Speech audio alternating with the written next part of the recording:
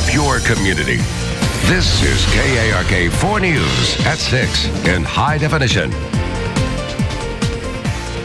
You are looking at live pictures from our sister station, Oklahoma City, K4, of possibly a tornado on the ground there. Good evening, and thank you for joining us. I'm Bob Clausen. And I'm Jancy Sheets. Less than 48 hours after Joplin, Missouri was hit, severe weather rolling in from the east. Oklahoma, as we said already, battered by several tornadoes. KARK4 meteorologist Brett Cummins joining us now with the very latest on the severe weather warnings in this state and the severe weather happening in our neighboring state, Brett. Yeah, it's unfortunate, Bob and Jancy, to see what is going on just to our west in Oklahoma, and that same storm system could affect us in Arkansas, even up toward Joplin, Missouri, a little bit later on tonight. Again, you're seeing this video. This is from our NBC sister station, K4 in Oklahoma City. They are showing from their chopper what appears to be a wedge tornado on the ground there. You can see that circulation going on, just a massive storm there as the chopper is showing that footage. Already reports of 2 fatalities there. You can see them zoomed out just a bit there. 2 fatalities from Canadian County, dozens of injuries reported in central Oklahoma.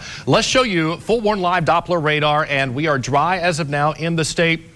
But here's what's happening to the west. Check out this line of storms that are producing numerous tornado warnings and severe thunderstorm warnings, and it continues to move off to the east and to northeast, getting closer into the Tulsa area here in the next couple of hours, also into east central Oklahoma. Unfortunately, that area is underneath a high risk for severe weather all the way up toward northwest Arkansas for tonight. So clipping the northwest part of the state, a tornado watch until 10 out in Oklahoma, but that could get closer to Arkansas as well. More on that in just a bit. Right now, let's go to Jancy. Well, last count, 600 people are injured and 123 are dead in Joplin, Missouri. It is said to be the deadliest single U.S. tornado since 1899. And despite the tragedy, amazing stories of survival continue to emerge from the ravaged city. The winds were so strong it made my ears pop. I mean, my ears kept popping. The force, you know, the suction of it, I mean, it literally lifted up the ceiling and it dropped it back down on us. Search and rescue teams continue to pour through the devastation, looking for any sign of survivors. And President Obama announced he will visit Missouri Sunday. We in Central Arkansas are working to help our neighbors to the north for the greater good. And if you would like to help, just go to our website, arkansasmatters.com, to make a donation or call 1-800-RED-CROSS. People can also text the word Red Cross to 90999 to make a $10 donation. And it is a cause near to us as 12 employees from our sister station in Joplin are now without homes due to that deadly tornado. In other news this evening, a sex offender harassed in his home. Neighbors say it's far from the first time. KARK4's Lauren Traeger joining us now with this story this evening. Well, obviously, Bob, most people aren't exactly thrilled or comfortable with sex offenders living near them, but that doesn't mean that you can take the law into your own hands. And that's what Heather says is happening in her neighborhood off Crystal Hill Road in North Little Rock. Saturday, she called sheriff's deputies after she says they caught someone shooting BBs at her trailer. The reason she believes her roommate is a registered sex offender.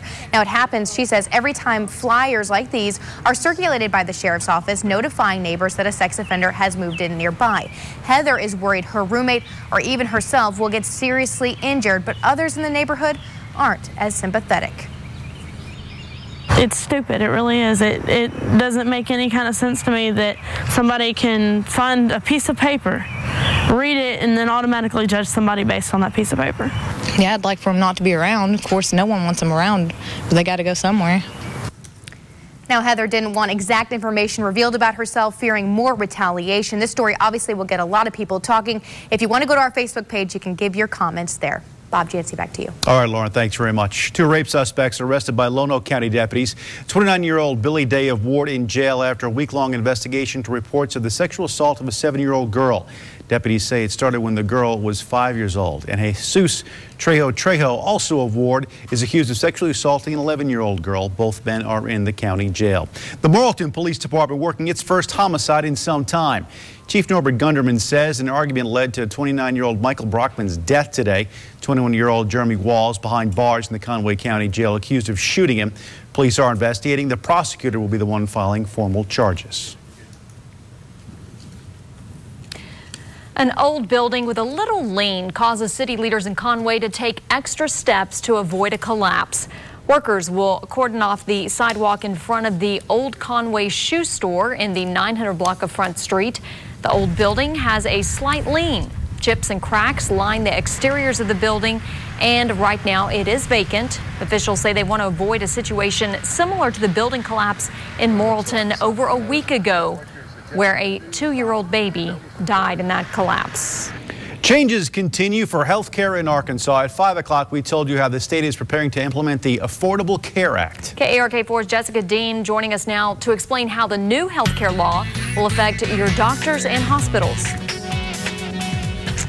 Because this healthcare law is still so new, it's still unknown exactly how it's going to change the practice of medicine for doctors and hospitals. But they do have an idea of what's coming. And for the people we spoke with, it's a mix of improvements and challenges. For 25 years, Little Rock ophthalmologist Dr. Stephen McGee has spent his days caring for patients. Healthcare is it's very important. It's very personal to patients. It's very important that they're able to access the best care that they can. As the president of the Arkansas Medical Society, Dr. McGee wants to ensure that goal is reached as the Affordable Care Act is implemented. He says physicians are concerned about a wholesale move from fee-for-service, in which you pay each individual doctor, to bundled care, in which patients make one payment in exchange for working with one specific network of caregivers. With bundled care, potentially, some people believe that there can be potential cost savings, and that we maybe can bend the cost curve down and try to control some of the medical care costs. The problem with bundled care is it's being promoted by people that aren't practicing medicine. The Arkansas Hospital Association is also waiting to see exactly how bundled care and your network of providers or accountable care organizations would work. You hear a lot of people say that accountable care organizations are something like a unicorn and that everybody knows what they look like, but nobody's ever seen one. And that's pretty much the case in Arkansas. Concerns over bundled care include lower reimbursement rates, potential lack of individual care, and a potential of restricting what doctor or hospital patients could use. We think, as the medical society and the leadership in the medical society, we think that there should be demonstration pilot projects with regards to bundled care and accountable care organizations. That's the only way we're going to know if they're going to be cost effective, if they're going to actually save us money. Another big change for doctors and hospitals, a switch from paper charts to electronic medical records. The electronic version will be available to any doctor at any time, no matter where you are.